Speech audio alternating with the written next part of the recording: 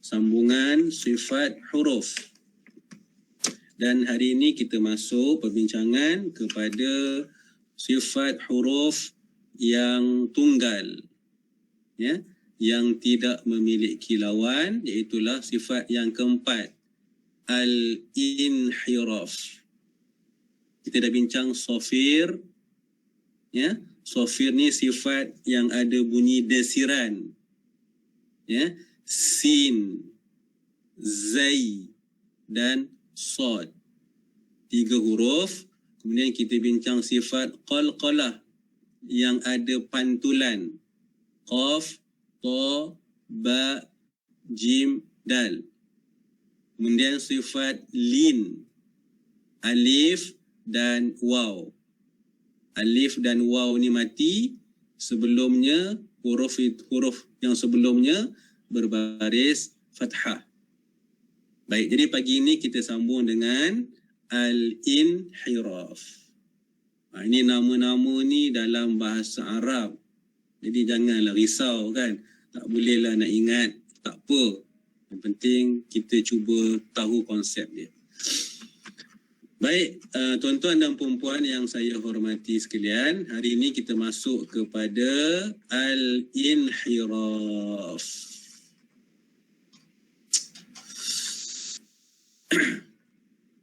Ya, dia mudah aja. Ni saya minta maaf ni sebab tak sempat nak tukar, ya. Dia al-inhiraf. Ya, al-inhiraf. Baik. Kita pergi kepada maksud, kepada definisi. Al-inhiraf, ya, maksudnya adalah condong ataupun menyimpang, ya, condong ataupun menyimpang. Maksudnya dia tak ikut pada jalan yang benar. Okey, kalau ada kumpulan, kumpulan satu grup kan, yang mana dia tak ikut peraturan, dia buat peraturan sendiri, itu namanya, ya, kumpulan yang inhiraf. Ya, ataupun kalau dalam bab akidah kita kata al-aqidatu al-munharifat, al-munharifah, al-aqidatu al-munharifah. Jadi seorang yang menganut, ya, akidah yang menyimpang, ya, akidah yang menyimpang, ya, al-inhiraf. Ingat yang tu je. Al-inhiraf ni maksudnya dia menyimpang daripada keadaan asal. Baik. Dari segi istilah, ya, istilah al-inhiraf ni maksudnya mailu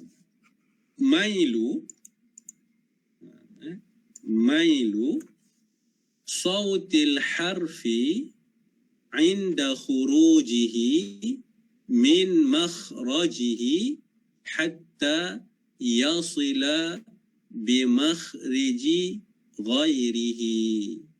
Ini dalam teks asal. Baik, bila kita terjemahkan dia adalah berpaling. Inilah.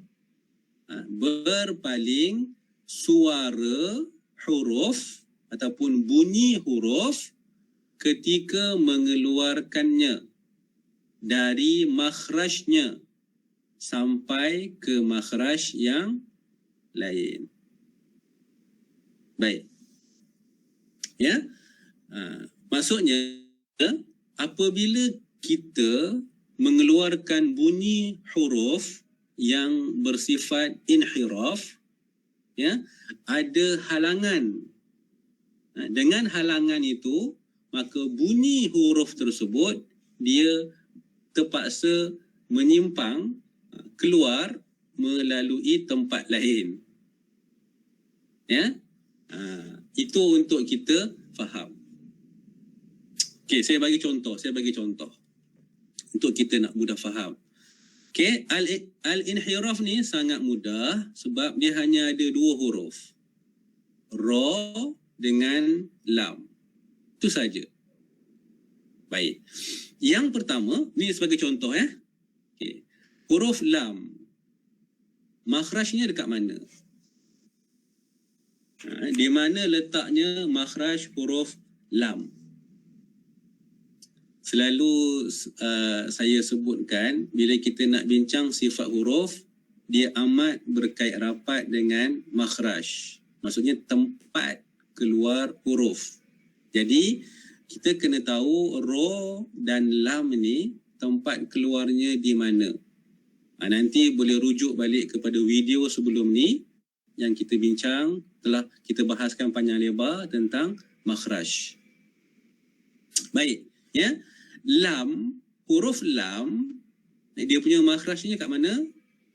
Iaitulah pada gusi atas hadapan. Ya? Pada gusi hadapan bahagian atas gigi. Tempat tumbuh gigi pada bahagian hadapan dan gigi atas. Okey, yang mana kita punya hujung lidah, okey, saya ibaratkan ni hujung lidah, ni lidah kita, lidah. Hujung lidah ini dia akan menempel pada bahagian gusi gigi hadapan atas. Cuba sebut. Kan kita rasa kan hujung lidah kita dia menempel, dia melekat pada bahagian gusi gigi hadapan atas. Itu makhraj huruf lam. Okay. Sama juga dengan huruf ra. Tak apa, kejap lagi kita bincang ra. Ya? Kita ambil lam dulu.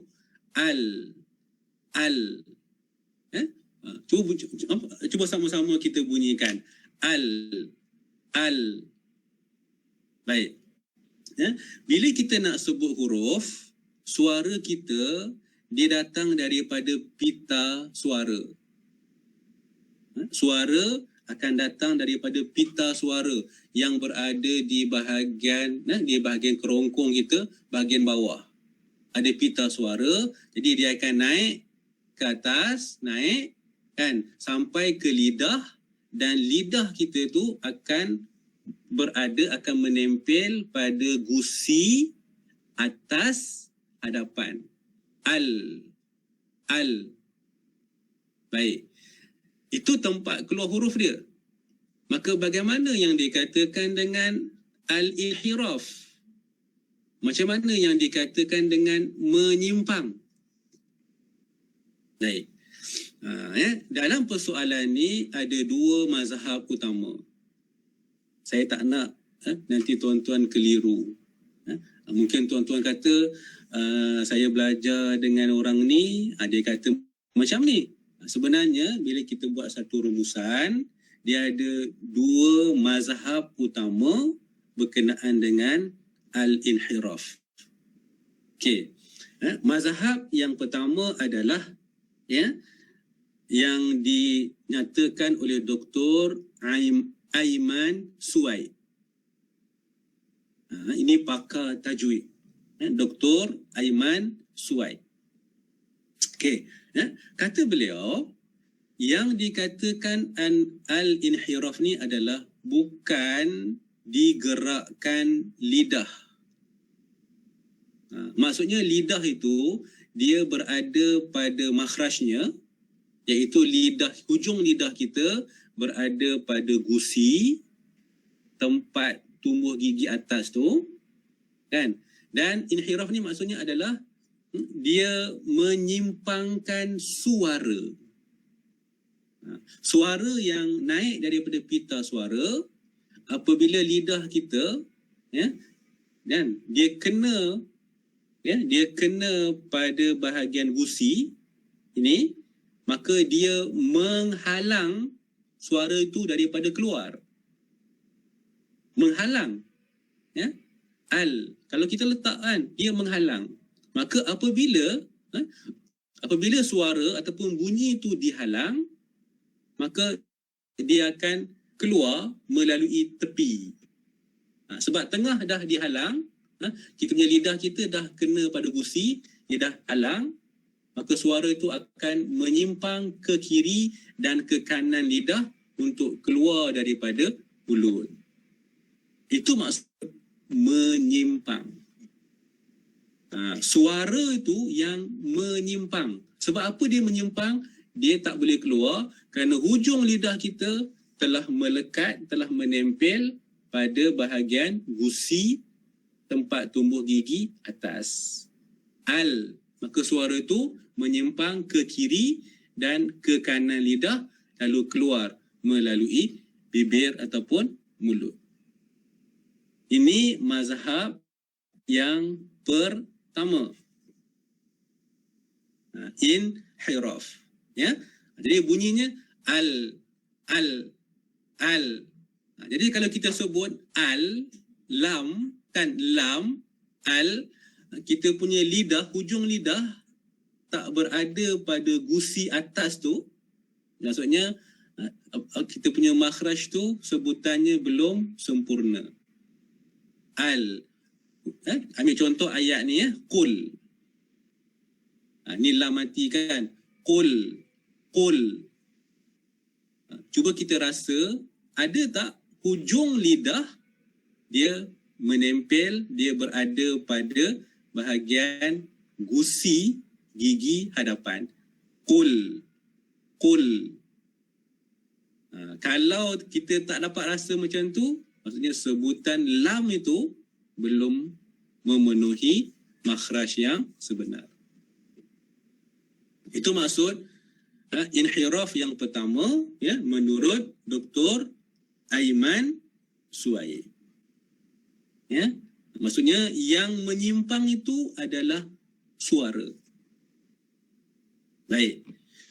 Satu lagi mazhab, satu lagi pandangan, ya, adalah menyatakan bahawa yang menyimpang itu bukannya suara tapi yang menyimpang itu adalah lidah, makhrajnya. Maksudnya lidah kita tu dia tak berada pada makhraj tu, dia tak berada pada makhraj dia, tapi dia bergerak ke tempat lain, dia menyimpang daripada makhrajnya. Sepatutnya lidah kita bila sebut lam, dia berada pada gusi atas, tapi dia menggerakkan. Sebab tu kita tengok ada qari yang bila baca Quran, bila sebut lam ni, dia punya lidah dia gerakkan ke kiri ataupun ke kanan, tak berada pada makhraj. Ini mazhab yang kedua, menyimpangkan makhraj daripada makhraj asal. Ya. Dan mazhab yang pertama tadi, dia kata lidah kita remain kekal pada makhrajnya. Yang menyimpang itu adalah suara. Ya, suara itu tak boleh keluar dan dia pergi ke kiri dan ke kanan, ke bahagian tepi kiri dan kanan lidah lalu keluar. Kalau tuan-tuan tanya yang mana yang betul antara dua mazhab ni, jawapannya kedua-dua betul. Kedua-dua betul. Jadi kalau kita tengok orang yang baca Quran, mungkin qari kan, semasa tilawah ke sebagainya, bila sebut qul kan, lam itu kan, maka dia gerakkan, dia pesongkan, dia palingkan lidahnya, tak berada pada makhraj, itu adalah betul. Dan kalau dia tak gerakkan pun dia kekalkan, itu juga adalah betul. Sebab tu kalau tuan-tuan sebelum ni belajar kan, jumpa ada guru kita kata kita kena gerakkan lidah, pergi tak berada pada makhraj. Betul. Ya. Dan kalau kita belajar pula dengan satu lagi guru, dia kata tak, dia tak melibatkan pergerakan lidah. Dia kata makhraj ini kekal, tapi yang berubah, yang menyimpang tu suara. Itu pun betul. Ini dua mazhab utama dalam memahami sifat inhiraf. Ya, baik, kita ambil contoh qul. Kita sebut qul. Qul.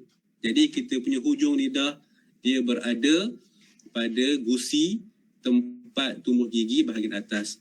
Qul huwallahu ahad. Okey, sama juga dengan dalam surah Ar-Rahman ni. Allamahul bayan. Ni kat sini ya, fokus kita lam kat sini. Allamahul bayan. Hul bayan. Dia sebut hul, lam itu mati, maka pastikan hujung lidah kita berada pada gusi gigi atas hadapan. Hul. Ya? Ada yang kata, Ustaz, kalau lidah pendek tak boleh kena, itu nak buat macam mana? Kan?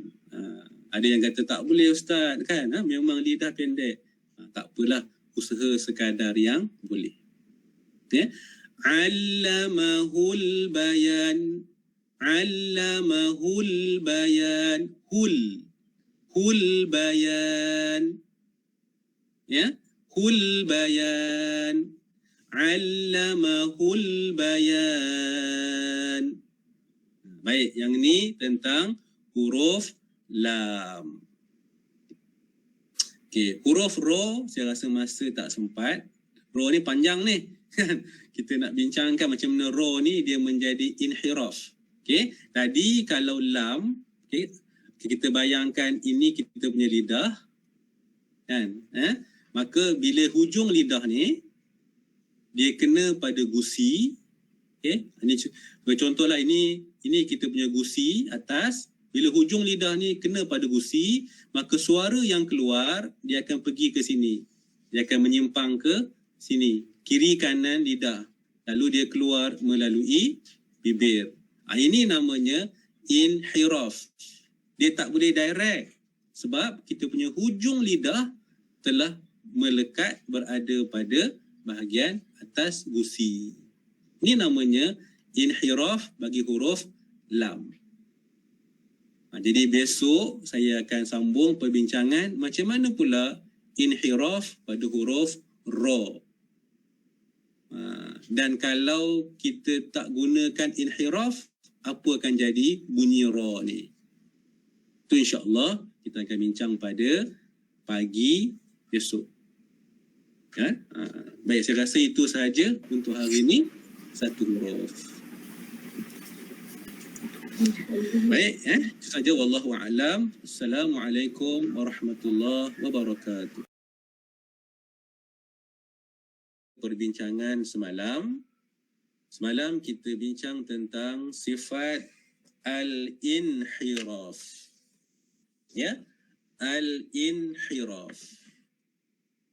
Baik. Ya, kita dah bincang semalam al-inhiraf ni ada dua huruf. Ya.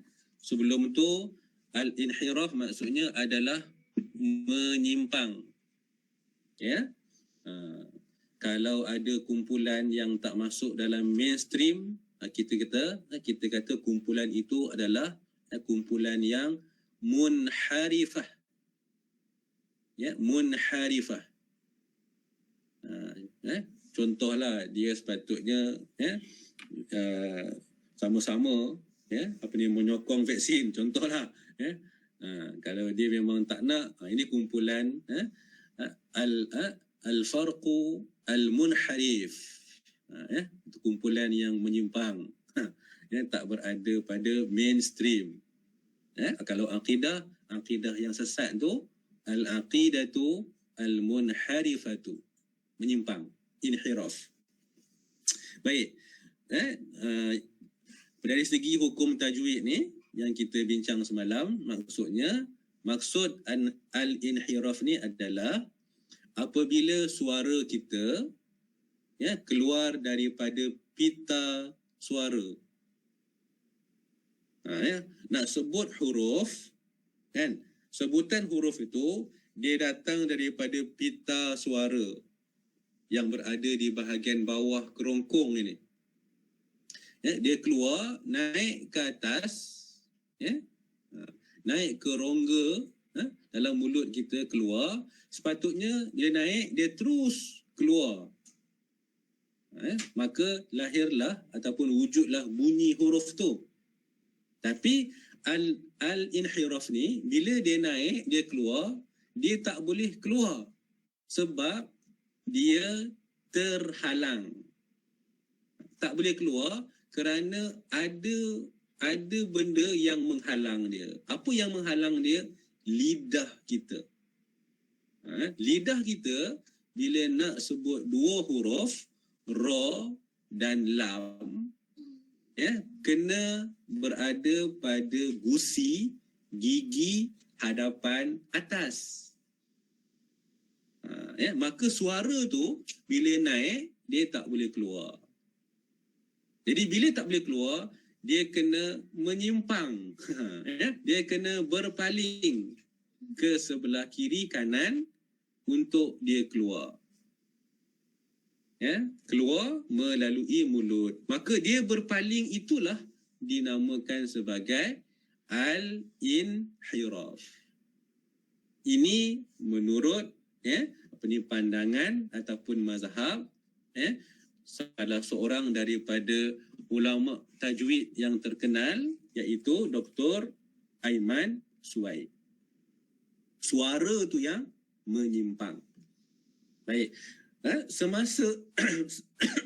Semasa kita punya lidah menempel pada bahagian gusi tempat tumbuh gigi itu, dan suara dia kena pergi ke kiri lidah ataupun ke kanan lidah lalu keluar, ini berlaku pada huruf lam.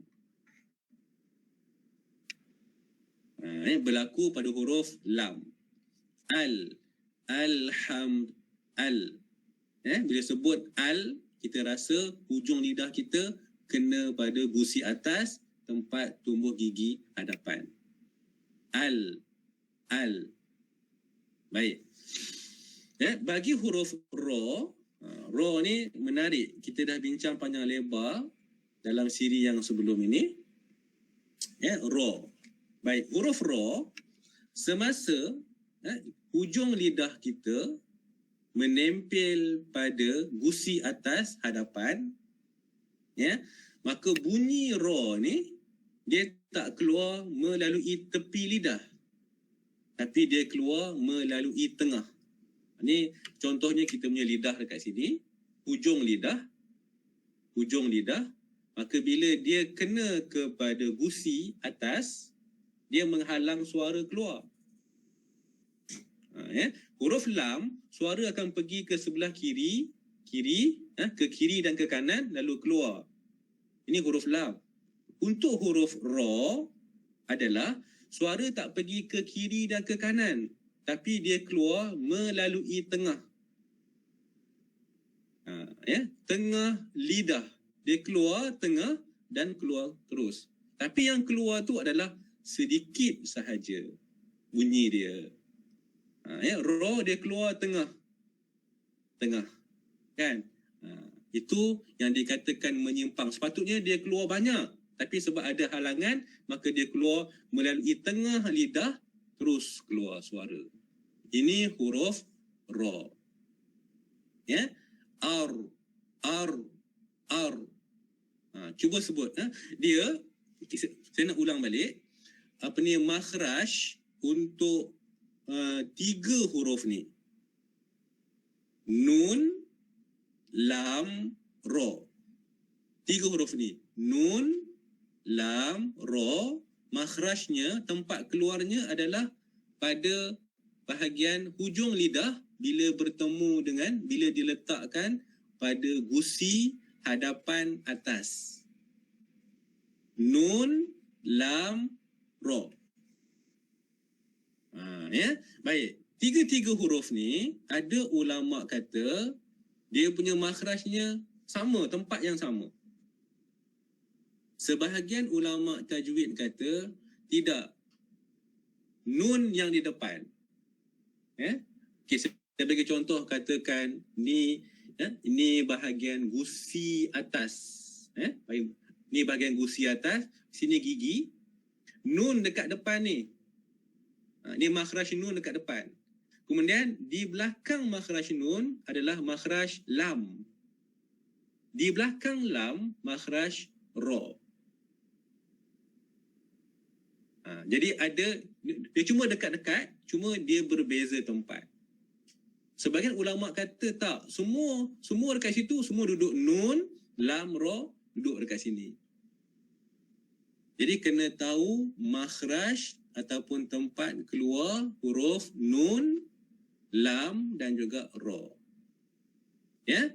Baik, untuk ra, bila kita letakkan kita punya hujung lidah pada gusi atas ni, kalau kita tengok kat situ, bila kita letak dan dia tidak ada angin, tidak ada bunyi suara yang boleh keluar, kan, itu yang berlaku getaran.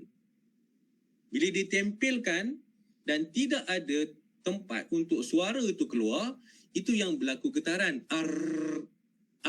Sebab apa getaran? Sebab tidak ada ruang untuk suara itu keluar. Kan?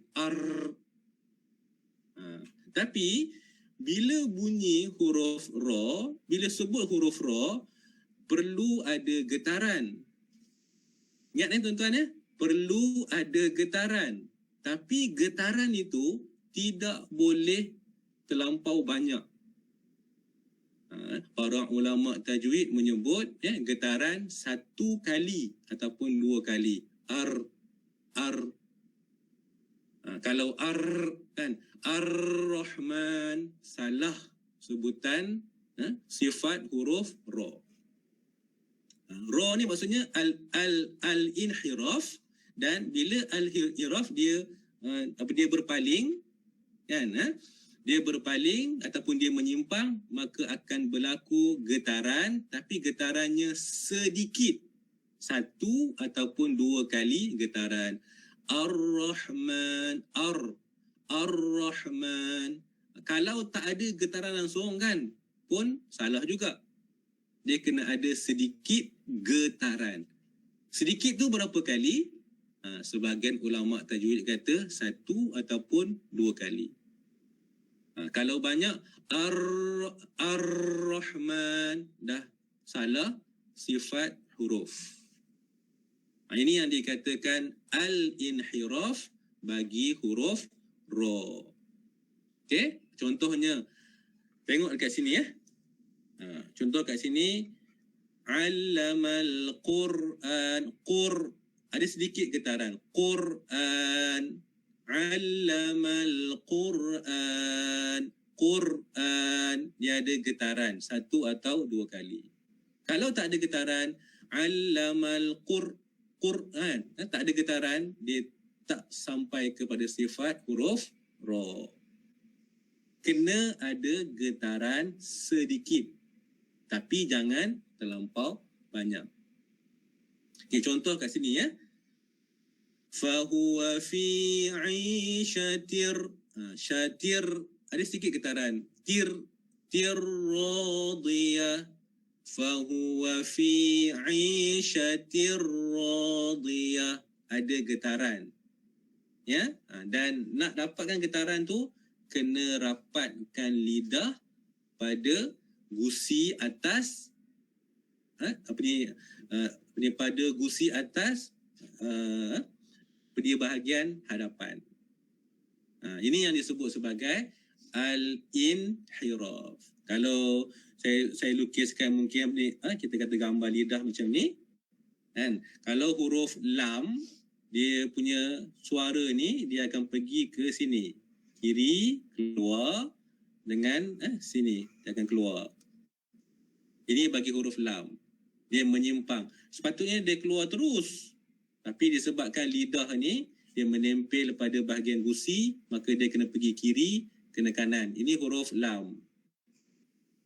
Huruf ra pula, semasa hujung lidah dia menempel pada gusi, dia keluar dekat bahagian tengah-tengah ni, sedikit suara.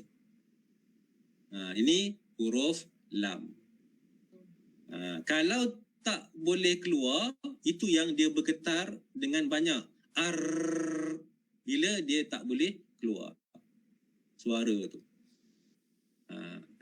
Dan menyimpang inilah yang dikatakan dengan al-inhiraf.